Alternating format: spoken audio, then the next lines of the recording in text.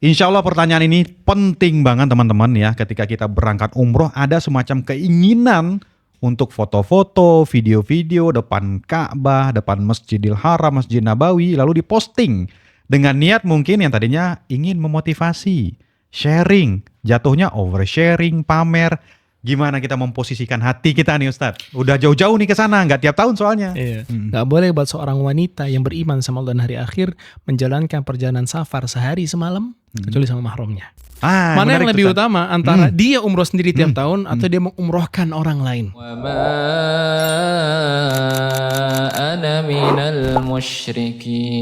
Bismillah, assalamualaikum warahmatullahi wabarakatuh. Teman-teman, Masya Allah hari ini adalah hari berbahagia buat kami karena merasa bahagia Ustadz Fatahil Hali bersedia lagi hadir. Alhamdulillah wasahlan Ustadz. Alhamdulillah wasahlan. Jazakallah khair udah hadir lagi. Kalau kemarin kita bicara ya mungkin bicara terlalu umum ya terkait tata negara. Sekarang kita agak spesifik lagi Ustadz. Dan banyak banget mungkin penonton dari akun-akun kami itu kepengen tahu. Karena memang akun ini dibangun salah satu niche-nya adalah umroh dan haji. Masya Allah. Nah, kita ngobrol ya Ustadz. Oke, boleh. Tapi moga-moga antum gak bosannya ngobrol mana ya? Enggak, insya Allah enggak ya. Karena memang wah ini teman-teman, ayo Ustadz Ali gitu kan. Insya Allah. Nah, kita pancing dengan sebuah pertanyaan ya. Soal cerita nih Ustadz. Oke. Anggaplah ini benar ceritanya dan mungkin banyak yang relate. Ada seorang ikhwan yang udah nabung bertahun-tahun bersama istrinya Ustadz untuk membeli rumah atau minimal untuk DP rumah ya. Apakah itu beli dengan kredit secara syariah ya, kita nggak tahu. Pokoknya mereka nabung lah mempersiapkan untuk tempat tinggal. Lama-lama kekumpul, pas sudah cukup uangnya untuk DP rumah, muncullah keinginan untuk berangkat umroh. Sementara uang yang mereka punya cuman itulah, tabungan itulah. Nah pertanyaannya, mana yang mereka dulukan? DP rumah atau berangkat umroh dengan catatan ini trade off. Harus milih salah satu. Begitu mereka DP, umrohnya akan ketunda. Begitu mereka umroh, tabungan bertahun-tahun itu udah hilang. Sudah ya. Ya pertama gini, kita dudukan dulu harta yang mereka miliki ini apakah cuma tabungan itu saja atau ada harta yang mencukupi kebutuhan pokok mereka. Ini harus kita clearkan dulu. Karena kalau misalkan harta kebutuhan pokoknya nggak ada, cuma tabungan itu, dua-duanya gugur. Mau DP rumah, mau berangkat umrohnya gugur. Karena berarti secara nggak langsung dia ini nggak mampu sebenarnya. Oke. Nah yang kedua, sekarang kita lihat andai kata dia punya kecukupan kok buat apa kebutuhan pokok dia. Sekarang yang kita lihat rumah itu kebutuhan pokok atau bukan? Bukan. Betul. Karena yang jadi kebutuhan pokok adalah tempat tinggal, ya kan? Perbedaan antara memiliki rumah dengan yang dimaksud syariat punya tempat tinggal itu berbeda. Punya rumah itu kan beli artinya kita memiliki sebuah rumah. Sedangkan syariat itu minta kita punya tempat tinggal saja. Baik itu nanti ngontrak, ngekos dan sebagainya, itu no problem buat syariat. Baik. Berarti dari sini kita paham, secara hukum asal membeli rumah adalah hukum yang mubah. Ya, Ustaz, ya. Yang wajib itu punya tempat tinggal. Mau caranya gimana? Yang penting halal. Walaupun ngontrak segala macam. Nah yang kedua yang penting kita harus tahu terkait masalah berangkat umroh ini. Umroh ini secara hukum asal syariat memang wajib. Yang pertama, umrohul Islam disebutnya. Sebagaimana haji juga ada hajjatul Islam yang wajib sekali seumur hidup. Nah cuman masing-masing dari haji dan umroh ini punya syarat-syarat wajib namanya. Jadi kapan umroh ini dikatakan wajib buat seseorang ketika memenuhi syarat-syarat ini. Di antara syaratnya adalah al-qudratul maliyah, kemampuan dari sisi harta. Nah para ulama menafsirkan lagi atau memberikan kerincian yang namanya kemampuan harta itu mencakup berapa hal. Pertama, dia harus memiliki yang namanya harta yang mencukupi kebutuhan pokok dia dulu. Selama perjalanan umroh dia dan baliknya juga. Yang kedua, dia harus memiliki harta untuk keluarga yang ditinggal sama dia. Suami istri berarti punya anak dong. Ketika mereka berangkat berarti harus ada harta berlebih untuk anak-anaknya tetap hidup. Ditambah yang ketiga, kalau anak-anaknya dititip kan berarti ada biaya asuh dong. Nitip ke orang tuanya, ya orang tua masa nggak dibiayain. Nah itu yang ketiga. Yang keempat yang harus kita tahu adalah biaya transportasinya. Kalau misalnya dari 3 step awal ini ternyata habis duluan duitnya semua berangkat, gugur kewajiban umrohnya. Jadi sebenarnya secara dasar sebenarnya umroh itu wajib ketika memenuhi syarat-syaratnya. Kalau nggak wajib. Nah sekarang kondisinya yang antum tadi sebutnya, dia punya harta tabungan dia di luar dari kebutuhan pokok. Betul. Sekarang dia dihadapkan dengan dua pilihan, DP rumah. Tapi yang mana DP rumah itu langsung punya rumahnya atau enggak? DP rumah itu dia bisa menempati Ustaz, cuman belum bisa balik nama. Belum bisa balik nama ya. Berarti dia udah punya manfaat menempati ya. Betul. Oke, itu satu. Yang kedua, sekarang prioritas seorang muslim itu adalah masalah ibadahnya dulu. Oke, ketika ibadah wajib sudah bisa dia jalankan, itu jadi sebuah nilai lebih buat dia. Nah, sekarang umroh ini wajib dengan kriteria, anggaplah dia sudah memenuhi tadi ya. Betul. Pokoknya kebutuhan pokok udah aman semua. Tapi sekarang dia cuma dihadapin dua pilihan, DP rumah atau berangkat umroh. Disinilah yang harus kita dirikan sebagai seorang muslim. Kita posisikan diri sebagai seorang muslim. Jadi yang kita dahuluin adalah umrohnya dulu. Kenapa? Antum ingat dengan keutamaan umroh itu apa? Banyak sekali. Di antaranya menghilangkan kefakiran. Secara nggak langsung berarti ketika kita ngeluarin harta buat umroh, itu pasti Allah ganti. Pasti. Pasti. Nggak boleh ragu di situ. Ketika ragu, ya nggak salah kok nggak diganti sama Allah. Karena kita harus yakin dulu Allah bakal ganti. Karena Nabi SAW mengatakan dalam sebuah hadis yang sahih, tabi'u bainal hajji wal umrah, fa innahuma yanfiyani dzunuba wal faqra. Ikutilah perbuatan haji dan umroh kalian. Maksudnya sering-sering haji dan umroh. Karena haji dan umroh bakal menghilangkan yang namanya dosa dan kefakiran. Jaminan. Oke. Sekarang lebih baik mana antara kita DP rumah, udah dapat manfaat bisa tinggal di rumah, atau kita berangkat umroh? Jawabannya berangkat umroh. Dan nanti ketika kita umroh, kita minta sama Allah buat dibeliin rumah. Beda ya sudut pandang seorang muslim ya. Iya. Logikanya kebalik ya, maksud dari sudut pandang manusia ya. Kan kalau sudut pandang manusia yang konkret dulu lah, dunia dulu. Betul, kalau sudut pandang manusia tabungnya habis. Betul. Percuma dong nabung sekian tahun. Padahal enggak ya Ustaz? Padahal enggak pernah. Pokoknya kita sebagai seorang muslim yakin ketika harta keluar buat Allah dan Rasulnya enggak akan pernah habis. Itu yang harus kita yakin. Iya, dan bisa jadi Allah punya rencana yang jauh lebih baik setelah kita umroh. Itu bisa sangat mungkin sekali. Sangat mungkin ya. Ya mungkin antum sering dengar cerita kali ya. Kalau orang umroh itu, subhanallah Allah ganti yang lebih lagi malah kayak gitu. Ada yang ngabisin tabungannya, ternyata nggak habis. Iya, bertambah ya. Iya. Betul. Itu banyak kayak gitu. Oke, berarti sepanjang memang syarat wajibnya terpenuhi, yang 1, 2, 3 tadi ya, dan mereka punya kelebihan uang, berangkatlah umroh. Yang diutamakan daripada beli rumah. DP rumah bukan beli rumah ya, DP rumah. Kalau beli rumah tuh banyak banget uangnya berarti. Betul. Nah, anggaplah Ustaz, sebenarnya uangnya kebutuhan pokoknya udah bisa terpenuhi. Dia bisa ninggalin uang juga buat yang ngasuh. Cuman tabungannya ini masih kurang lah buat biaya umroh. Ya kurangnya nggak banyak lah. Artinya dari misalkan biaya umrohnya 30 juta, dia cuma punya uang 25 juta. Boleh nggak dia ngutang 5 juta? Oke. Pertama, ngutang untuk ibadah itu boleh. Boleh ya? Boleh. Dan itu bahkan sebagian ulama menganjurkan. Karena supaya kita dapat poin ibadahnya di situ. Dapat pahala ibadahnya. Dan kedua, ngutang itu kan dimubahkan saja sama syariat selama tujuan ngutang dan metode ngutangnya dihalalkan. Gitu aja kan? Iya. Tujuannya jelas ibadah, pahala. Yang kedua, metodenya. Nah, ini harus dicek metodenya. Ketika ngutang, totonya kredit hutang yang ribawi, haram. Nah, tapi kalau metodenya halal-halal aja, minjem duit ke orang biasa, ke temennya, ke siapa, dibalikannya sama, no problem, silahkan aja. Itu boleh. Boleh gitu ya, boleh. Nambah. Cuma dengan catatan, di sini yang pentingnya. Kadang orang ngutang, tapi tahu dia nggak bisa bayar, atau bakal keteteran untuk bayarnya. Ini poin penting yang harus kita ingat. Jangan gampang-gampang hutang sebagai seorang muslim. Harus kita tahu, hatta untuk ibadah. Kan beda ya ngomongin boleh atau enggak dengan jangan menggampangi.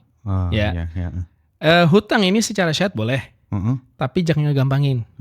Kalau kita lihat kasus atau faktanya Nabi SAW ketika berhutang, itu hanya untuk kebutuhan pokok. Anda pernah dengar Nabi SAW ngutang buat berangkat umroh? Kayaknya enggak ya. Ngutang buat beli pedang? Ya nggak pernah. Karena beliau tahu pokoknya di situ sesuai kemampuan kita aja. Kecuali kebutuhan pokok, ngutang nggak apa-apa gitu. Berarti saat dia mau berhutang, dia harus ngukur dulu dia yakin bisa bayar apa enggak gitu. Itu penting banget. Jangan sampai akhirnya hutang nggak bisa bayar. kayak gitu. Ya artinya kan dia ngutang, nanti kapan lah kita bayar gitu kan. Nah itu Ada juga kayak gitu. nggak boleh. Itu kebanyakan orang begitu Kebanyakan kan. iya, Digampangin, nggak boleh. Dan bahayanya kenapa bang? Ngutang itu hak manusia ya, hartanya dia di situ diambilkan, dipinjam. Berarti punya kewajiban untuk mengembalikan. Kalau ternyata dia gagal atau dia meremehkan, dia terjatuh dalam dosa besar. Dosa besarnya apa? Menzalimi orang. Wah, karena dia ngambil harta orang. Iya, kan dia minjem harta orang. Iya. Dia punya kewajiban mengembalikan. Ini haknya dia, harta ini hak dia. Iya. Kalau nggak dikembalikan dosa besar buat dia. Meremehkan, bayar hutang itu kan dosa besar. Kalau gitu boleh nggak kita sebagai pihak yang dihutangi, yang dipinjemin duitnya, kita menilai dari awal nih Ustadz. Orang ini mungkin nggak akan mengembalikan, lalu kita nggak minjemin, boleh nggak? Boleh itu. Boleh. Nah ini sini menarik. Jadi sebagai seorang yang piutang ya namanya, memberikan hutang, itu dia tuh punya hak untuk menentukan siapa yang dia kasih, siapa yang dia enggak.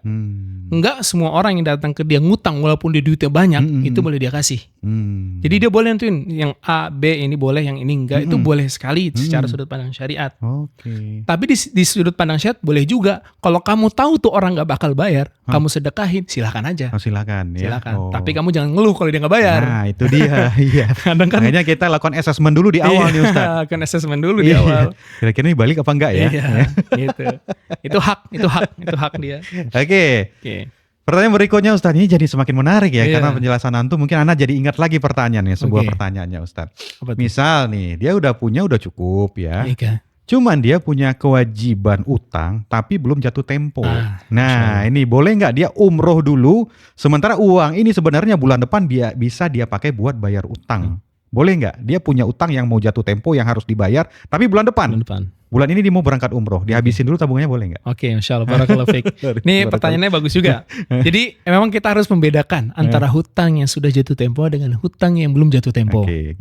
Kalau hutang sudah jatuh tempo, diundur-undur, jatuh dalam kezaliman. Zolim itulah. Makanya Nabi SAW kan mengatakan matlul ghani zulmun. Mana ketika orang kaya, ketika orang berkelapangan bayar hutang undur-undur, kezaliman itu. Zolim. Jadi orang punya mampu nggak bayar, zolim itu, dosa besar berarti. Nah sekarang kondisinya adalah dia punya hutang yang belum jatuh tempo, jatuh tempo bulan depan. Punya uang tabungan buat bayar itu. Nah sekarang dia mau pakai buat umroh dulu. Jawabannya boleh kalau dia punya syarat kedua. Dia yakin ketika waktunya jatuh tempo dia bisa bayar lagi. Paham ya? Iya. Jadi dia boleh nih, misalkan harga umroh berapa? 30 juta. Anggaplah 30. Sekarang di tanggal 1 Juli dia punya uang 30 juta. Dan dia ingat di tanggal 1 Agustus dia punya hutang jatuh tempo dengan nilai 30 juta. Tapi dia pengen umroh nih. Itu satu. Dan yang kedua dia yakin kalau dia pakai uang ini dulu, uang itu bisa ada lagi sebelum tanggal 1 Agustus. Fadhol buat umroh. Gak masalah. Masalah berarti ya. Kita bilang boleh atau enggaknya. Tapi kalau utama tentu bayar utang dulu. Bayar utang lebih kan utama ya Ustaz. Kepikiran dong lagi umroh kan mau utangnya. Jadi di antara dua kewajiban itu mana yang lebih wajib Ustaz? Umroh yang pertama kali kan wajib. Membayar utang wajib juga. Bayar utang itu wajib kalau sudah jatuh tempo. Itu lebih utama dilakukan. Kalau didahulukan itu nggak masalah, bagus. Tapi ketika udah jatuh tempo wajib dibayar di situ. Itu wajib. Lihat dulu jatuh temponya. Lihat jatuh temponya. Nah jadi sekarangnya boleh dia umroh dulu, nggak masalah. Nah orang yang piutang jangan sakit hati gara-gara itu. Kadang kan lah masih punya utang bulan depan jatuh tempo kan. Kok ada fotonya lagi di Mekah ini. Nah kita di situ posisinya kan kita tahu nih udah assessment tadi ya. Dia bisa bayar, santai aja. Harta kita nggak akan kemana kalau itu bakal jadi rezeki. Kalau itu rezeki kita nggak akan kemana udah. Ada nggak sih Ustaz keutamaan bagi yang piutang, yang meminjamkan uang? Ada nggak keutamaan dia? Maksudnya ya udahlah dia umroh kita kasih ya undur sebulan nggak apa-apa. Ada nggak? Ada boleh nggak? Ada boleh. Ada sebuah hadis di mana Nabi SAW menjelaskan ya orang yang piutang kemudian terus memberikan tangguhan waktu buat orang yang berhutang ke dia setiap harinya bernilai sedekah dengan jumlah hutang yang dia berikan. Masya Allah. Setiap hari Ustaz? Setiap hari. Ajib ya? Bukan satu kali? Bukan. Setiap harinya. Semakin panjang, semakin banyak sedekahnya dia. Masya Jadi gini, Allah. tadi 30 juta. Ini udah 1 Agustus. Wah, ini belum bayar juga. Yaudah, Anda undur deh 1 pekan buat antum. Berarti selama 7 hari itu, tiap harinya dinilai sama Allah dia sedekah 30 juta, 30 juta, 30 juta, 30 juta. Tiap hari. Ajib ya? Masya Allah. Berarti kalau semakin panjang, semakin banyak nggak?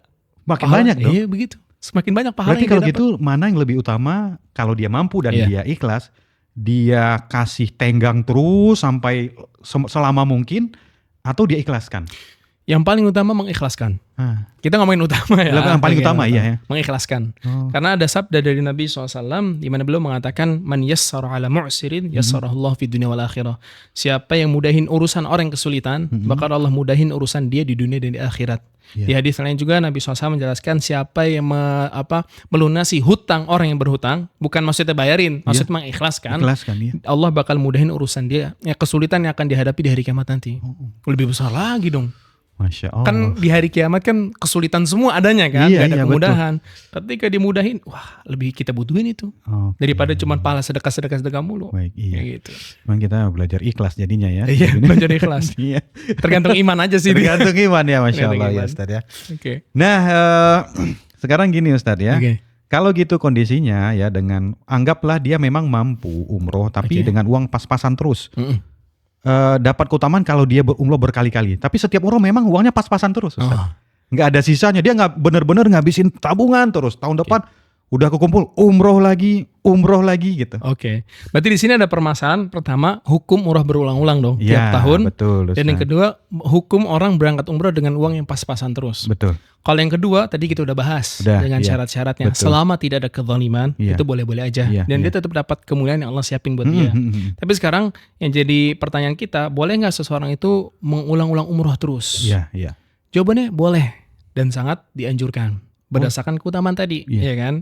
Dia setiap dia berangkat umroh, kefakiran dan dosa-dosa dia berguguran. Ditambah lagi, Nabi SAW bilang, al-umratu ilal umroh mukaffiratun lima bainahunna. Umroh ke umroh ngapusin dosa-dosa di antara keduanya. Oh, menghapuskan dosa-dosa juga. Di antum umroh kapan terakhir? Syawal kemarin. Syawal kemarin. Iya. Oke, berarti yang sebelumnya lagi?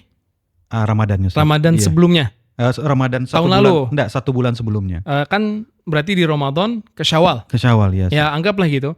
Ramadan tahun lalunya lagi antum umroh juga misalkan. Umroh tadi ya. Nah, sampai Ramadan Ramadan kemarin banget itu antum dihampusin semua dosa-dosanya. Setahun tuh. Selama 1 tahun itu. Berguguran terus yang kecil-kecilnya.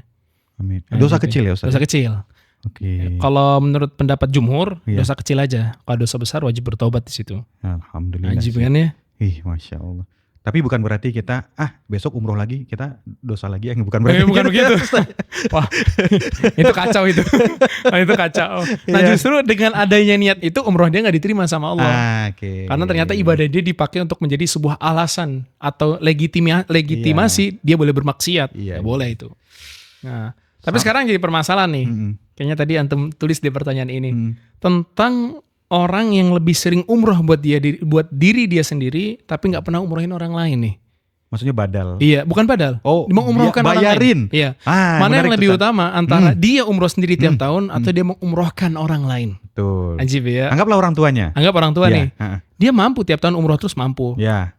Tapi pilihannya antara dia yang berangkat atau orang lain. Tahun depan lagi bisa dia, tetap terus kayak gitu bisa. Iya. Jawaban Allah alam, Anda lebih condong kepada pendapat umrohin orang lain. Kenapa? 1, ketika kita bersedekah ke seseorang dapat pahala nggak? Dapat pahala sedekah. Yang kedua, ketika dia berangkat umroh, dia dapat pahala umroh itu, kita dapat nggak pahalanya? Dapat dong. Karena kita menjadi orang yang mengantarkan dia pada kebaikan. Kan Nabi SAW mengatakan, Man dalla 'alal khairi kafa'ili. Siapa yang menunjuki orang pada kebaikan, dia seperti pelakunya. Pahalanya perfect buat dia. Berarti di sini ada pahala-pahala banyak, ada pahala-pahala besar yang dia dapat. Anggap nih orang tua, dapat pahala sedekah, dapat pahala silaturahim karena kita nyambung hubungan sama orang tua kita, dapat pahala bakti sama orang tua. 3. Yang keempat, belum lagi tuh orang tua doain kita di sono. Masya Allah. Belum lagi dia umrohnya jadi umroh yang diterima sama Allah, pahalanya ketiplek dapat kita. Lebih besar lagi ternyata pahalanya. Kalau di sana yang kita umrohkan misalkan melakukan amalan lain, misalkan sholat di Masjidil Haram, Nabawi, ke Kuba, itu dapat juga. Kan? Dapat juga. Dapat juga. Iya, salam. Ajib kan? Jadi kita duduk nyantai di Indonesia ngopi, ternyata di tabungan pahala kita masuk terus tuh, tanpa kita sadari. Iya. Apalagi kan? Kalau lebih nikmat lagi, kita berangkatin orang, kita juga berangkat. Itu lebih mantap lagi kalau itu. Kan, itu lebih afdol tentu. Iya kan? Kayak gitu. Ya kita kenikmatannya juga dapat gitu kan. Iya, betul. Nah, memang ada kenikmatan ya betul. di sana. Sama ditambah ini, Bang. Kita ini yang sering umroh, bukan apa ya, kita sering lupa sama orang yang belum pernah berangkat umroh. Betul. Semua orang itu pingin banget ke sana, siapa yang enggak gitu. Pingin banget dia depan Ka'bah, dia nangis, dia kan semua orang pengen. Kenapa enggak perasaan itu kamu kasih ke orang lain juga? Mereka itu pingin banget umroh. Pingin banget, semua orang pingin buat umroh. Cuma mereka kan punya keterbatasan dari harta. Yeah. Kamu dikasih sama Allah, kasih buat mereka. Wah. Kenapa kamu terus? Kayak gitu. Betul. Dan sering lupa sama orang. Iya. Kayak gitu. Wah. Dan sering diluputin sama pemilik-pemilik travel juga. Kerjanya nyari jamaah mulu, keluarganya nggak diberangkatin. Oh, itu dia. Kenapa nggak keluarganya yang antum berangkatin? Iya. Karena mereka ketika sudah punya bisnis umroh, rata-rata mikirnya untung-untung jangan sampai rugi. Iya, Udah, iya. nyangkutnya di dunia. Niat awalnya buat bisa berangkatin orang umroh berubah. Kadang niatnya berubah memang Ustaz. Pasti. Kalau udah berurusan sama uang. Ya. Pasti. Iya. Dunia memang begitu. Dunia gitu ya. Ngubah niat. Allah. Semoga kita istiqomah ya Amin, dengan ya niat baik.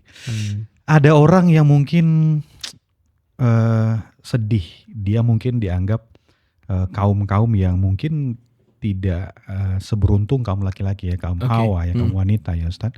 Mungkin ada syarat yang harus mereka lalui. Nah, sekarang yang ingin kami tanyakan ini terkait umrohnya seorang wanita. Oke. Yang pertama, bolehkah seorang wanita melakukan safar umroh tanpa ada mahramnya? Terkait hal ini ada khilaf di antara para ulama. Dan khilafnya cukup kuat antara keduanya. Sebagian ulama berpendapat kalau wanita umroh, safar dulu ya. Safar itu kan ada 3 macam. Ada safar ibadah, ada safar mubah, dan ada safar yang diharamkan sama syariat. Safar ibadah itu kayak umroh, haji, jihad, menuntut ilmu, bakti sama orang tua, itu safar ibadah. Oke. Perjalanan safar dia bernilai ibadah tersendiri. Yang kedua safar mubah, kita staycation, vacation, ke Turki, Itu ya. kemana-mana jalan-jalan, Iya. yang selama tempatnya mubah, itu mubah nilainya. Mubah, oke. Yang ketiga yang haram, safar untuk tujuan bermaksiat, safar untuk apa, nauzubillah berzina misalkan, atau biar bisa mabok di satu tempat, pokoknya macam-macam deh. Iya. Nah, ini diharamkan sama syariat. Baik. Nah sekarang kita fokus di safar yang ibadah aja, karena tadi umroh kan buat wanita. Wanita secara hukum asal syariat tidak diperkenankan safar kecuali bersama mahramnya. Oke. Oke, karena Nabi SAW mengatakan la yahillu lil mar'ati tu'minu billahi wal yawmil akhir an tusafira masirata yawmin wa lailatin biduni dhi mahramin atau kama qala sallallahu. Enggak boleh buat seorang wanita yang beriman sama Allah dan hari akhir menjalankan perjalanan safar sehari semalam kecuali sama mahramnya. Ma'adhi mahramin, kecuali sama mahramnya. Dari sini berarti dalil tegas dari Nabi, jarak sehari semalam aja itu nggak boleh kecuali sama mahramnya. Nah sekarang yang harus kita tahu adalah jarak safar minimal itu berapa. Iya. Sehingga dia itu, intinya pertama wanita itu ketika safar wajib ada mahramnya. Oke. Nah jaraknya minimalnya, Allah alam pendapat yang kita kuatkan 80 km. Jadi ketika jarak A to B, ingat A to B, bukan A to B to C macam-macam jadi 80. Itu berarti safar dikatakan safar. Nah sekarang umroh jelas safar lah. Berapa ribu kilometer? Jauh banget itu. Jauh banget ya. Oke, sekarang dia adalah safar ibadah. Tapi kita ingat seorang wanita harus ketika safar ada mahramnya. Betul. Di sini ada khilaf di antara para ulama. Boleh nggak seorang wanita melakukan safar ibadah tanpa mahram? Ini ada khilaf, ada 2 pendapat di antara para ulama. Pendapat pertama mengatakan tidak boleh sama sekali. Kenapa? Karena ada larangan Nabi. Yang tadi. Ya. Yang kedua, gugur buat dia syarat wajib umroh. Oke. Di antara syarat wajib umroh buat wanita adalah adanya mahram. Oke. Bahkan haji. Haji juga. Jadi selama wanita tidak memiliki mahram, maka nggak gugur kewajiban haji dan umroh dia. Menurut pendapat pertama. Iya. Pendapat kedua mengatakan boleh. Oke. Untuk seorang wanita safar ibadah. Dengan beberapa catatan. Pertama, dia aman. Keberadaan dia, dirinya dia aman lah selama perjalanan, nggak akan kenapa-napa, nggak ada yang menyakiti, tidak ada nyawa yang terancam, harta yang terancam. Yang kedua, sebagian ulama memberikan persyaratan, dia harus pergi bersama dengan rombongan orang-orang yang bisa kita amanahi. Oke. Dan yang ketiga, sebagian lagi bilang boleh rombongan dengan wanita-wanita juga pergi ke ibadah umroh itu boleh-boleh aja, nggak masalah. Menurut pendapat kedua. Tapi anak pribadi lebih condong ke pendapat pertama. Iya. Karena Nabi SAW udah ngasih statement, nggak boleh seorang wanita yang beriman sama Allah dan hari akhir. Secara nggak langsung Nabi SAW ngomong, kalau kamu nyatain kamu beriman, nih ikutin nih larangan ini. Jangan kamu terjang. Iya. Paham ya? Iya. Tapi udah aman. Iya paham. Kamu beriman gak sama ini? Dilarang sama Nabi. Iya. Nah lebih condong ke situ sampai detik ini. Iya. sampai detik ini. Walaupun nafsunya menggebu-gebu tuh Ustaz. Betul. Pengen Kan umroh. tapi ibadah, Wah, ibadah nih ya. Tetap enggak. Tetap ya. Allah yang melarang kamu untuk safar tanpa mahram. Mm-mm. Allah juga yang menggugurkan kewajiban kamu umroh karena kamu gak punya mahram. Jadi Allah tahu kondisi kamu. Iya, La iya. yukallifullahu nafsan illa wus'aha. Iya. Selesai. Oke. Kalau carilah mahram dulu mungkin mikir gitu. Cari mahram dulu. Iya, cari mahram dulu. Bener juga. Tapi nggak berhenti di situ, Ustaz. Apa tuh? Kesedihan para wanita ini yang Ana temukan juga dulu ya. Dia udah berangkat sama mahramnya. Iya. Anggaplah dari Indonesia, Jeddah ke Madinah dulu nih Ustaz. Ke Madinah dulu, dari Madinah baru ambil mikot di Zulhulaifah, Bir Ali baru ke Mekah. Nah, qadarullah pada hari mau moving dari Madinah ke Mekah, haid lah, datang bulan lah Ustaz. Sementara rombongan sudah mikot semua, Iya. ya kan? Oke. Gak mungkin bolak-balik kan jauh itu ya Ustaz. Nah, apakah si wanita ini dia ikut mikot sementara dia lagi datang bulan? Bagaimana di ibadah umrohnya sementara udah jauh banget perjalanan dari tanah air ke tanah suci? Iya. Apa yang harus dia lakukan? Oke, di sini juga ada khilaf di antara para ulama. Ini kita ngomongin fikih ya, Iya, kita iya. harus tahu. Semua khilaf di fikih Iya. itu banyak sekali khilafnya. Siap. Oke, sekarang kondisi seorang wanita yang umroh, tahu umroh atau haji, Iya. tahu-taunya dia haid. Iya. Tentu kalau haji susah tuh. Ya enggak, Iya. misalkan dia haid di tanggal 8 hari Tarwiyah. Iya. Ya habis sudah waktunya kan ya, Betul, seminggu minimal betul, tuh. betul. Kalau umrah kan masih gampang. Dia Masih bisa tunda. ditunggu kan. Oke. Nah, sekarang kondisinya kita nggak usah ngomongin bisa ditunggu lah. Iya. Bisa ditunggu, tinggal nunggu selesai, ntar kamu umroh lagi, gampang. Iya, iya. Ustaz. Tapi sekarang kondisi orang-orang Indonesia Mm-mm. yang dia tahu dia nggak ada kesempatan buat umrah, mungkin kecuali ini, Iya. ya kan? Apakah dia boleh tetap melanjutkan perjalanan umrohnya atau dia menerima takdir Allah Azza wa Jalla? Di sini ada dua pendapat di antara para ulama. Yang pertama mengatakan dia menerima takdir dari Allah. Oke. Dia minta sama Allah, ya Allah, ini engkau kan haid itu bukan dia yang ngatur ya. Iya, Dia nggak bisa on offin kapan dia mau Betul, haid. betul. Itu semua di tangan Allah. Betul. Maka dia minta sama Allah, ya Allah, engkau yang bikin aku haid, tolong bikin aku bisa umroh lagi. Oke. Supaya nanti Allah kasih lagi. Iya, Oke. Yang kedua berkata, dia boleh melanjutkan perjalanan umrohnya. Kenapa? Kata pendapat kedua, dia tidak tahu kapan lagi bisa umroh. Oke. Kita bukan ngomongin masalah doa, kita yakin ketika kita doa pasti dikabulin sama Allah. Iya. Tapi kita sebagai manusia, Iya. ya berpikir secara fakta aja lah. Iya. Uang kita pas-pasan, Iya. ini aja nabung 15 tahun misalkan begitu kan. Nanti kayak kesempatan untuk ada lagi kecil sekali. Iya. Nah maka menurut pendapat kedua, boleh seorang wanita terus menjalankan perjalanan umrohnya sampai selesai semuanya. Oke. Tetap mikot lah. Tetap ambil mikot maksudnya. Iya, ambil mikot. Iya, tetap ambil mikot. Ambil mikot ya. Tetap ambil mikot. Ini sebelum ambil mikot apa udah ngambil mikot nih? Ini dia posisinya anggaplah lagi Udah di ambil mikot. Zulhulaifah. Oh, lagi di Zulhulaifah. Zulhulaifah. Iya, dia udah di Dzulhulaifah. Ha-ha. Terus dia mau baca talbiyah kan? Iya, iya. Tahu-taunya head gitu. Iya, enggak, dia haid duluan nih Ustaz. Maksudnya kan dia bersama rombongan. Rombongan lain kan ngambil mikot niat di Iya. sana. Dia apakah mikot juga? Oh, Atau- ini sebelum nyampe Dzulhulaifah udah head duluan. Udah haid duluan dia Ustaz. Ya kalau gitu udah nggak bisa itu udah dibatalin. Ah, Jadi udah dia nggak bisa umroh, dia udah menerima takdir. ah, Nah kalau yang Ana lagi jelasin barusan, itu kondisinya dia sudah ngambil mikot, Iya. sudah bertalbiyah buat umroh, Iya. tahu-taunya head pas lagi OTW ke Mekah. Oke. Beda ya? Iya, iya. Kalau yang pertama tadi dia belum sempat untuk Iya. ngambil mikot, Iya, iya. maka di situ udah dia nggak usah umroh. Oke. Gugur, pahalanya sempurna, tenang aja. Iya, iya. Pahalanya sempurna. Iya, iya. Tapi sekarang kondisinya adalah dia udah mikot, udah ngambil udah bertalbiyah untuk umroh, head tahu-taunya. Iya, iya. Maka ini menurut pendapat kedua dia boleh menyempurnakan perjalanan ibadah umrohnya. Iya, iya, iya. Karena nggak tahu kapan lagi dia umroh. Iya, Kayak gitu. iya. Boleh tuh. Jadi tawaf, selama kata para ulama, sebagian ulama bilang kayak tawafnya nggak usah. Oke. Jadi dia langsung skip ke sa'i. sa'i. Sebagian bilang kayak gitu. Sebagian bilang enggak, semuanya dijalanin udah tawafnya. Yang penting sholatnya enggak. Oke. Gitu. Jadi kayak oke. dia itu ada sebagian ulama membedakan. Iya, iya. Walaupun ini keliru juga kan. Nabi Iya. SAW bilang tawaf itu seperti sholat. Iya, iya. Ala kuliah anda lebih condong yang pertama, jadi langsung sa'i, Iya. sa'i diselesaikan, habis itu dia langsung tahallul Oke, selesai. walaupun ada ulama yang ya udah tawaf nggak apa-apa, Iya. pengecualian gitu. Nah, ada satu solusi Heeh. supaya pahalanya tetap sempurna Heeh. dan dia nggak kerepotan harus menyempurnakan ibadah Heeh, umrohnya. heeh. Ketika dia mengambil miqat di Dzulhulaifah, Heeh. dia memberikan sebuah syarat ketika talbiyah. Oke. Labbaik Allahumma umratan, Allahumma mahalli min haitsu habastani. Ya Allah, tempat halal aku adalah di mana engkau menahan aku. Kan termasuk ketertahan untuk menyempurnakan umroh kan haid. Ya. Jadi ketika nanti haid langsung tahallul aja. Ibadahnya perfect ibadahnya. Nggak ada yang dikurangin sama Allah. Iya gitu. Nah itu kalau anak ketika bimbing selalu nyampein kayak gitu. Ini yang perempuan-perempuan kalau udah deket-deket waktu haid segera ketika mikot tambahin ini. Supaya nanti kalau ada tinggal tahallul selesai. Kalau dia nahan pantangan sampai dia selesai haid boleh nggak Ustaz? Artinya dia punya beberapa hari lah di Mekah. Dia ambil mikot, habis itu haid. Ya udah dia tahan aja. Oh, dia jadi ada possibility dia dia masih selesai haidnya. Masih selesai haid dan dia masih di situ gitu. Iya, betul. Nah, kalau itu ngambil yang itu. Jadi dia tahu dia di Mekah sampai dia selesai haid pun masih bisa gitu. Iya. Ya udah dia nunggu sampai selesai haidnya.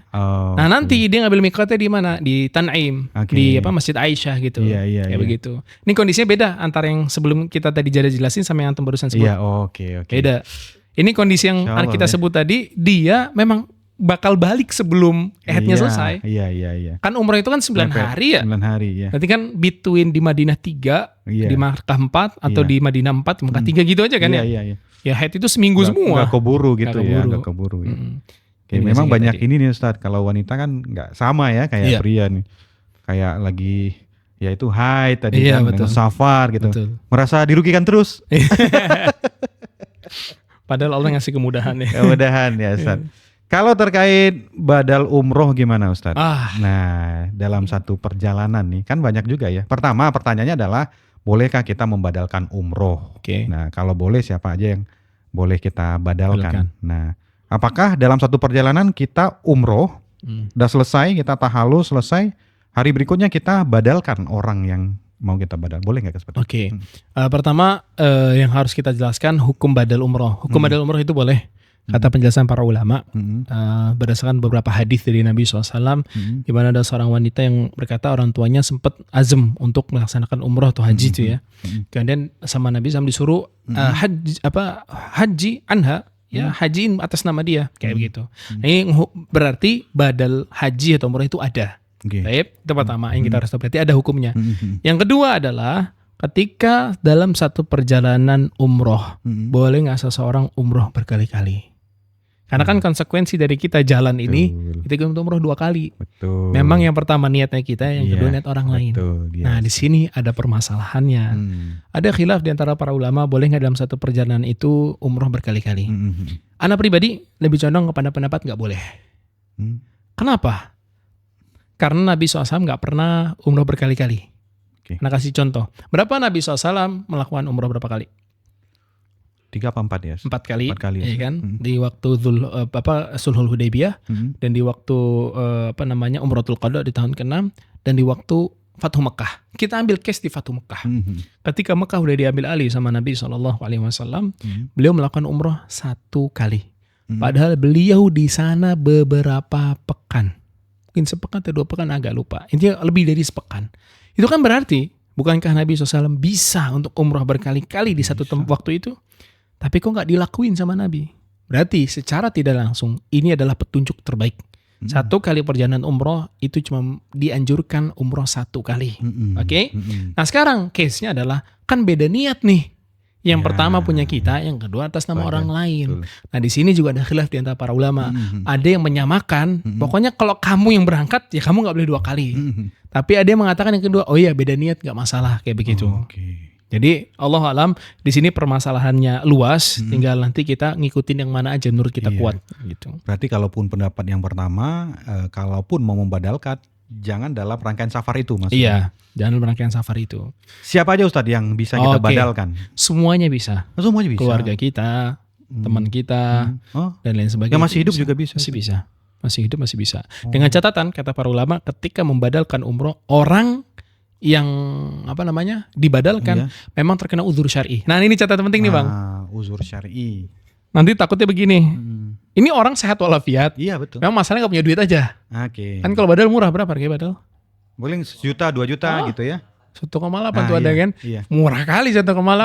Udahlah gue gak bisa berangkat umrah, bayar aja gitu. Boleh gak? Gak boleh. Oh gak boleh. Gak boleh. Jadi syarat badal umroh kata para ulama dan Syekh Ibnu Utsaimin, dia harus terkena uzur syar'i. Uzur syar'inya apa? Udah terlalu tua, sakit, atau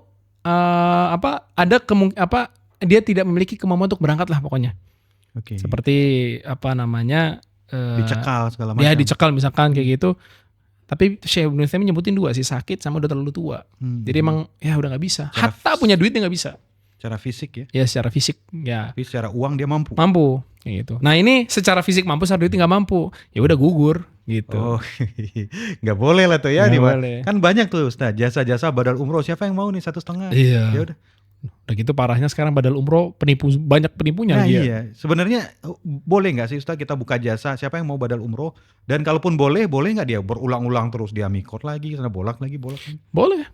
Boleh. Karena dia kan jasanya. hitungannya ya. Hitungannya orang yang melakukan badal umroh, dia itu kan mukim di Mekah kan hitungannya. Mukim. Bukan musafir dia. Oke. Makanya dia kalau mau umroh itu harus keluar dari tanah haram ke tanah halal, ngambil mikot, masuk lagi. Boleh dia terus Masjid Aisyah lah ya. Betul. Di Masjid Aisyah ya, masjid apa? Iya. Tan'im ya namanya. Tan'im ya. Kayak gitu. Beda sama kita yang safar. Iya, ya kan? iya. Kalau dia mukim bebas, mau berkali-kali mau boleh-boleh aja gitu. Sepekan dia mau umroh 7 kali tafadhol. Karena dia mukim di situ. Kalau penduduk Mekah itu mikotnya di mana aja? Atau ada tempat tertentu?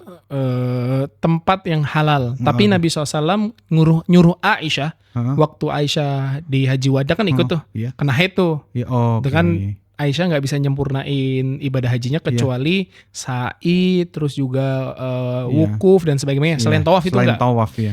Akhirnya selesai dari haid, Aisyah umroh lagi.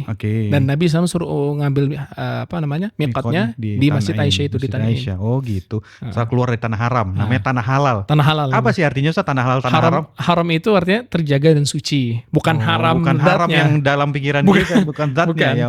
Jadi kita harus memahaminya ke sisi bahasa Arabnya ya. Iya. Haram itu artinya suci, terjaga. Suci dari? Ya dari dosa dan kemaksiatan. Kan nggak boleh ngelakuin dosa dan kemaksiatan di tanah haram kan. Dosanya lebih gede. Kesyirikan udah nggak boleh di situ. Kekufuran. Orang kafir aja nggak boleh masuk ke situ.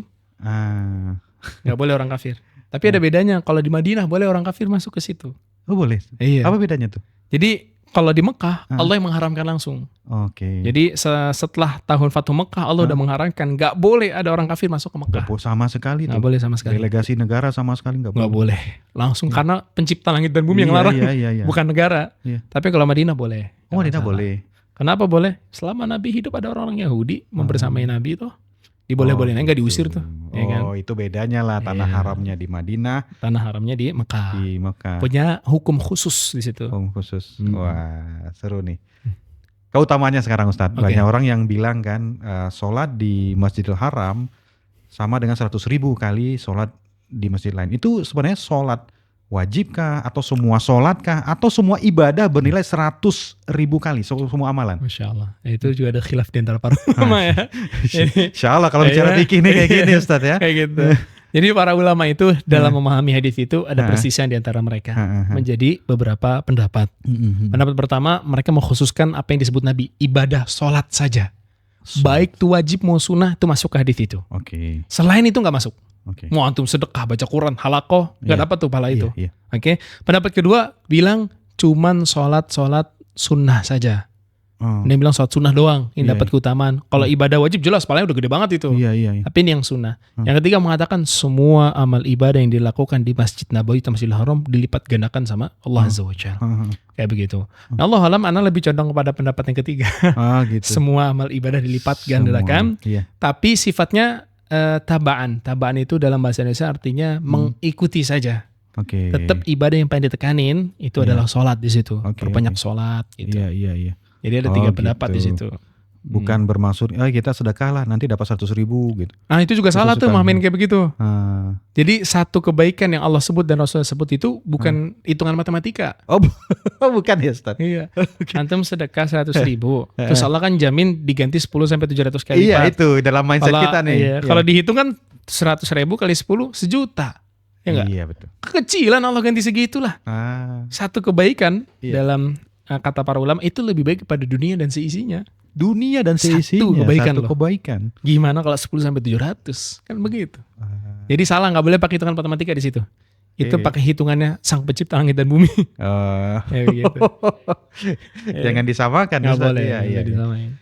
Kita geser dikit Ustadz ke Madinah ya. Karena sebenarnya mayoritas masyarakat Indonesia kalau perjalanan safar umroh tuh memang ke Madinah juga gitu kan. Hampir semua lah ya. Hampir semua kalau mereka nggak buru-buru pasti mereka akan menikmati betapa nyamannya kota Madinah. Nah, Mana yang lebih dicintai Rasul, Ustaz? Sallallahu Mekah atau Madinah? Masya Allah. Tapi emang fakta dulu itu ya. Iya, iya. Di Madinah itu lebih tentram daripada di Mekah. Iya, Ya. lebih. Bahkan slowly. lebih merindukan di Merindu. Madinah daripada di Mekah. Anak juga ngerasain itu. Anak sempat khawatir nih, jangan kenapa nih hati gitu kan ya. Tapi emang karena di Mekah itu kan crowded banget. Betul, Dan semua kurang cepat. betul dan kurang teratur gitu ya. Ya kita bukan nyalahin itu lah, emang Iya, faktanya aja iya, gitu. iya, iya. Qadarullah begitu. Kalau Madinah kan rapi, Iya. tenang, nikmat banget. Jarang yang teriak-teriak. Jarang teriak-teriak. Ibadah sholatnya itu nggak ketemu sama perempuan, Ya, nyantai ya, gitu ya. ya. Ya qadarullah emang kalau di Mekah. Nah, mana yang lebih dicintai Nabi SAW sama antara Madinah atau Mekah? Jawabannya Madinah. Oke. Kenapa? Karena Nabi SAW telah menetapkan tempat tinggal beliau adalah di Madinah. Oke. Kalau andai kata Mekah adalah, ini kita ngomongin yang paling dicintai, Iya. bukan satu nggak dicintai Iya, ya, betul. dua-duanya dicintai, tapi mana yang paling, iya, nah, betul. gitu.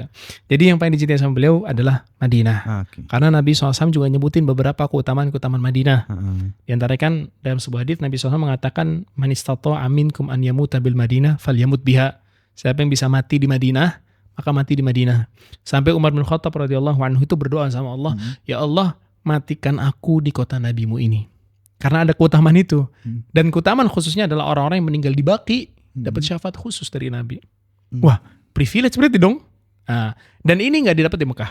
Dan ini nggak didapat di Mekah. Makanya dari sini kita paham berarti kota yang lebih dicintai sama Nabi itu adalah Madinah. Kayak Maksudnya gitu. orang yang dimakamkan di Baqi apa gimana? Ini dimakamkan di Baqi. Dimakamkan di Baqi ya. Makamkan di Baqi Oh. itu dapat syafaat khusus. Dan orang yang meninggal di Madinah dapat syafaat khusus dari Nabi SAW juga. Jadi punya privilege banget Masya Allah. di Madinah itu. Apalagi Ustaz, tempat-tempat yang sekiranya kalau kita udah di Madinah nih dan kita punya waktu berhari-hari Iya. di samping sholat tiap hari, tiap 5 waktu ke Masjid Nabawi, apa ada nggak tempat-tempat yang kayaknya kita harus ke sana deh, ada keutamaan lain di sana? Kuba, Masjid Kuba. Si Kuba. Ketika kita mau ke Kuba, Mm-mm. maka sangat dianjurkan untuk dapat keutamaan sholat di Kuba itu wudunya dari hotel. Oke. Maka Anda bisa cek semua pembimbing umroh yang paham masalah ini pasti bilang kita mau ke Kuba kalian wudunya di hotel. Mm-mm. Dari hotel udah wudu. Kalau di pertengahan batal gimana? Nggak jadi dapat dong keutamaannya? Tetap dapat. Oke. Pokoknya syarat awalnya berangkat dari rumah wudu, kemudian niatnya ke Kuba buat sholat 2 rakaat. Terus setelah kita sholat apa? Keutamaannya? Iya. Keutamaannya dia seperti umroh. Jadi ajib banget ya. Cuman dari hotel ke Kuba dapat pahala umroh. Dapat pahala umroh lah kita. Simple banget ya. Iya. Amalan simpel. Utuh ya? Utuh. Utuh. Sempurna. Oke. Ditambah ziarah kuburan Nabi SAW. Mhm. Itu termasuk yang dianjurkan sekali. Oke. Dan ketika kita ziarah kubur, kita harus bersalawat atas nama Nabi SAW. Di antara juga tempat yang Ana nggak tahu ini dianjurkan atau nggak, agak lupa. Ke Baqi ya. Oke. Ke Baqi. Ziarah ya, ziarah. Nabi Baqi. SAW tuh sering datang ke Baqi. Iya, iya. Kemudian ngomong di situ, ngasih nasihat kayak gitu. Oh. Jadi itu termasuk tempat-tempat yang mungkin bisa dijadikan tempat kita berkunjung. Demikian juga Uhud, Uhud ya ya. kan? Biar kita melihat tempat terjadinya perang Bersejarah Uhud, ya, bersejarah. Melihat kuburan syuhadanya itu di tengah-tengah itu. Iya, iya, iya. Supaya kita lebih lebih hidup lagi membayangkannya gitu. Ah, Kan selama ini kan membayang-bayangkan cerita kan. iya, iya, iya. Ini ngeliat langsung kejadian langsung tempatnya itu Iya. kayak gimana. Iya, iya. Jadi lebih sesuai ketika membayangkannya. Kayak gitu. Terus mana lagi ya? Ah. Udah itu doang sih setahu Ana. Kalau Raudhah gimana, Ustaz?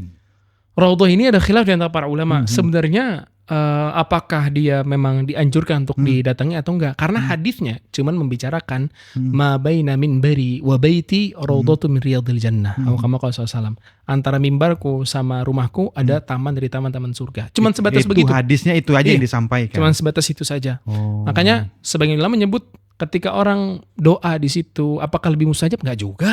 Oke. Sama, Madinah itu semuanya mulia. Oke. Masjid Nabawi semuanya mulia, mau raudhahnya, mau mananya itu udah kayak begitu. Oke. Jadi ya tetap ada anjuran lah untuk Iya, kita oke. bisa di raudhah berdoa. Karena emang banyak kisah juga di antara para ulama salaf ketika di raudhah doa mereka lebih diijabah sama Iya, Allah iya, dan iya. lain sebagainya. Oke. Berarti kalau sekalipun nanti kan kondisi sekarang nih sangat desek-desekan ya Ustaz ya. Maksudnya artinya kita upayakan ke raudhahnya. Cuman kalau memang terlalu crowded gitu kita lebih memilih keselamatan. Boleh Boleh nggak udah kita? pakai itu sekarang nusuk tuh. Pakai nusuk Ustaz. Cuman iya tipikalnya Antum kadang ada orang juga males kan Oh, lihat iya, desak-desakan kan Ustaz. Ah udahlah kita nggak ke sana. Oh, nggak masalah juga. Nggak Nggak masalah. Nggak masalah. Eh, Mau di situ mau nggak masalah. tapi kalau ke makamnya sih belum pakai nusuk kalau Ana lihat ya. Iya masih kan langsung masuk aja jalan. ke Babu Salam kan langsung kan. Hmm. Jadi dari situ. Boleh nggak usah gimana tuh ya? Karena kan kita ngelihat banyak ritual-ritual aneh tuh di lorong makam Nabi tuh banyak ritual aneh tuh Iya. Ustaz. Wah, Anda pernah tuh lihat ya? Aha. Ini parah banget. Ah, Kita tahu kan ketika kita berdoa, ah, itu doanya ke siapa? Ke Allah. Allah dong. Iya iya. Ini iya. Anda pernah lihat orang doa ngadepnya ke kuburan Nabi, membelakangi Iya. kiblat. Itu Ustaz. Bagaimana ini? Ah, Nah ini kekeliruan hmm. dan dikhawatirin juga kesyirikan Oke. karena dia sudah berdoa kepada Nabi SAW. Nah sekarang sebenarnya ada permasalahan. Hmm. Boleh nggak seseorang itu berdoa dengan kedudukan Nabi SAW sebagai wasilah doanya?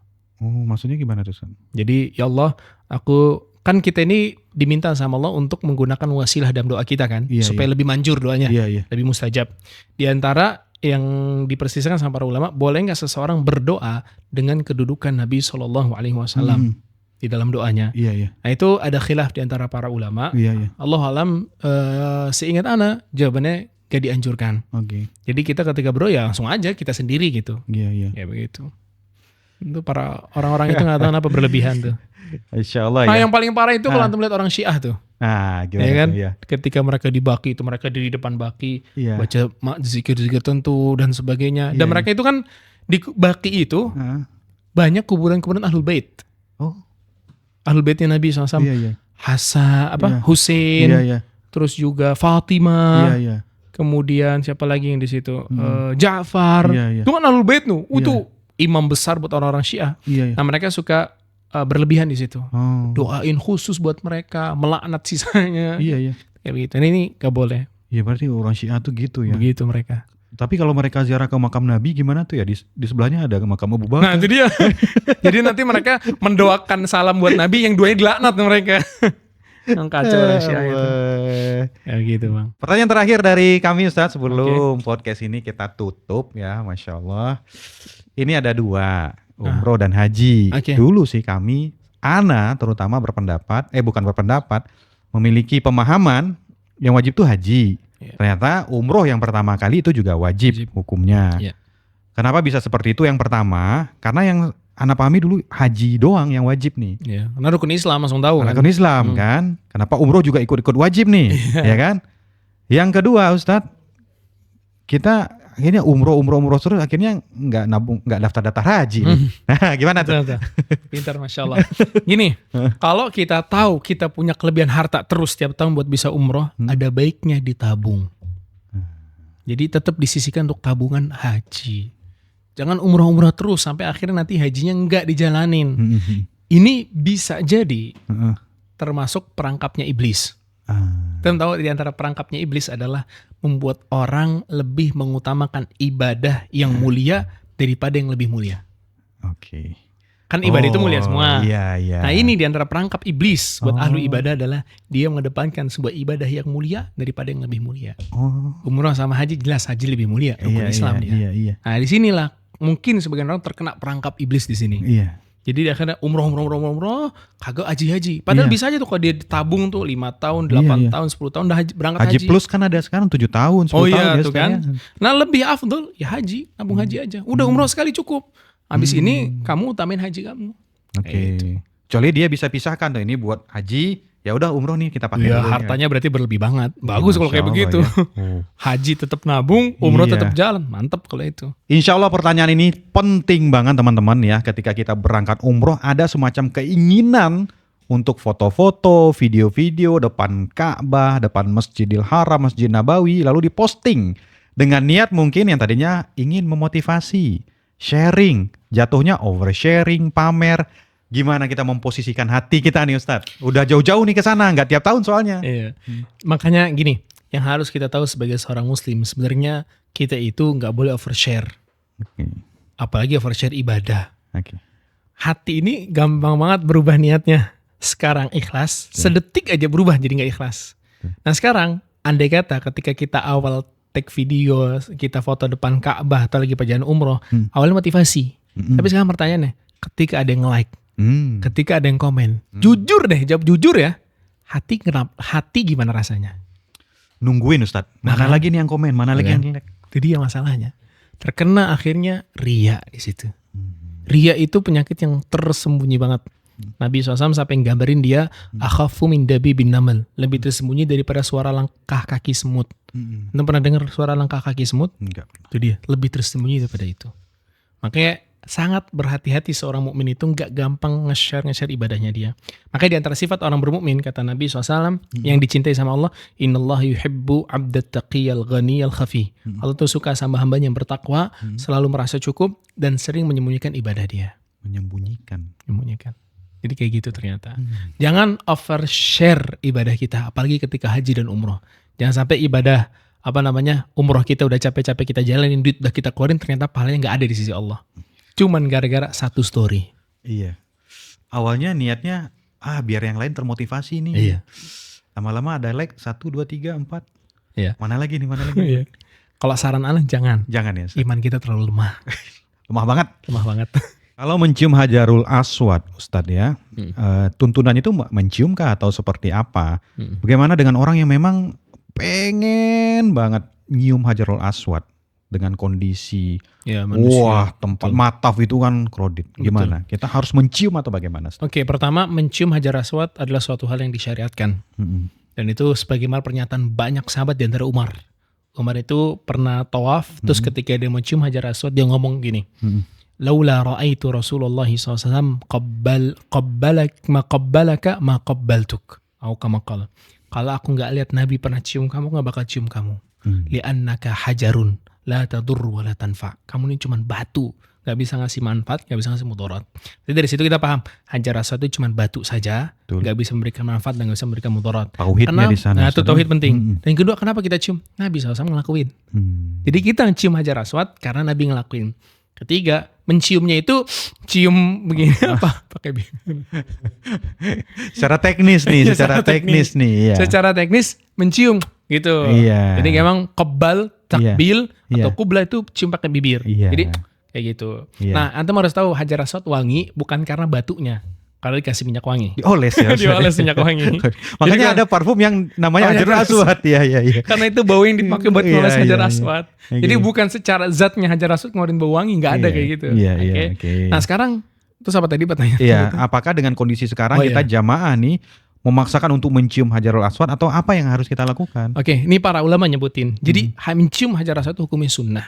Sunnah. Bukan termasuk dari rukun maupun wajibnya haji atau umroh sama sekali. Sunnah saja. Nah, yang namanya sunnah bisa gugur untuk dijalankan ketika ada mudarat di situ. Kita tahu nih, manusia zaman sekarang banyak banget dan yang haji umroh di mataf itu kan wallah banyak. Kalau kita memaksakan diri untuk melakukan sebuah ibadah yang sunnah, ternyata ada ancaman ke diri kita sendiri, maka gugur melakukannya. Makanya kenapa para ulama lebih menganjurkan untuk memberikan isyarat saja. Isyarat ya kan? Kita ketika muter Hajar Aswad kasih isyarat. Bismillahirrahmanirrahim. Lagi Bismillahirrahmanirrahim. Lagi Bismillahirrahmanirrahim. Karena yang penting sempurna. Dan ingat, kesempurnaan ibadah adalah ketika kita menimbang dengan keilmuan, bukan dengan perasaan. Kan kalau pakai perasaan, ya kan Nabi ikutin. Iya paham. Tapi di sini ada ilmu lainnya yang harus kita timbang-timbang. Ternyata ketika ibadah sunnah bertabrakan dengan ada yang mudarat, ditinggalkan ibadah sunnahnya. Kayak begitu. Berarti dia Bismillah, Allahu Akbar, terus turun apa gini Ustaz? Enggak, itu enggak juga. Itu enggak juga. Jadi kan sebagian orang kayak gitu. Ada juga gini, Bismillah, Allahu Akbar. Gitu kan? Enggak, tetap cuma ngangkat isyarat aja. Isyarat aja. Karena yang dilakukan sama sebagian sahabat cuma memberikan isyarat tanpa mencium tangannya. Walaupun sebagian ulama ada yang bilang juga sambil cium tangan, tapi Allah alam lebih condong kayak nggak perlu deh. Lebih angkat aja. Angkat tangan aja. Isyarat ya. Ya begitu. Oke Ustaz, barakallahu fikum, jazakallah khair. Ya, pertanyaan umroh ini banyak ya teman-teman. Yang mau bertanya tulis di kolom komentar. Nanti kita undang, kita paksa lagi Ustaz hadir di sini. Gua jawab satu persatu permasalahan kita yang kontemporer ya. Mungkin banyak lagi yang terkait sholat di Hijr Ismail ya. Minum air zam-zam di rangkaian itu. Gimana nanti teman-teman tulis di kolom komentar. Nanti kita paksa Ustaz lagi hadir di sini ya. Assalamualaikum warahmatullahi wabarakatuh.